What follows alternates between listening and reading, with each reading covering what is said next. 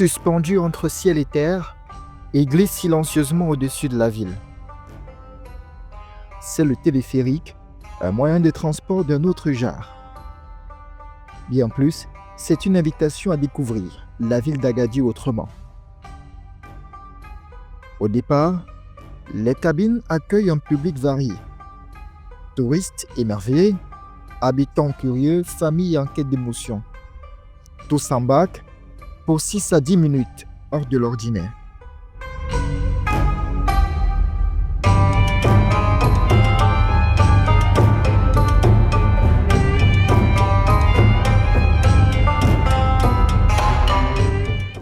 À Agadir, ce système moderne s'utilise encore à des fins touristiques. Il comprend une trentaine de cabines. Les classiques transportent jusqu'à 8 personnes maximum et les VIP, 2 fois moins de passagers.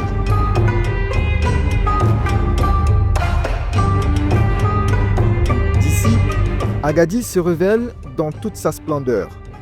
Une ville pensée, structurée et moderne. Nous sommes bel et bien dans l'un des téléphériques empruntés ici à Agadir. C'est un moyen de transport généralement emprunté par des touristes, moyen de transport par câble. Eh bien, il offre une vue assez panoramique sur la ville d'Agadir. On peut voir d'un côté l'océan Atlantique ou encore de l'autre un paysage assez beau, pittoresque que offre cette ville. Et pour emprunter ce moyen de transport, on débourse la somme de 140 dirhams. C'est l'équivalent d'à peu près 10 000 francs CFA. Et si on est marocain ou résident permanent au Maroc, il faut débourser la somme de 100 dirhams marocains, soit environ 6 000 francs CFA. Moyen de transport jugé parmi les moins risqués, le téléphérique offre d'innombrables avantages, notamment d'un point de vue écologique.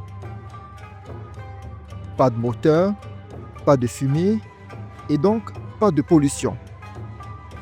Inauguré en juillet 2022, le téléphérique d'Agadir relie le pont Tildi à l'emblématique Kasbah Oufella sur une distance de 1700 mètres.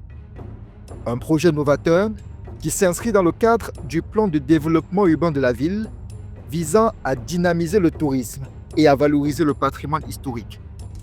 Agadir, une ville reconstruite par la volonté des hommes.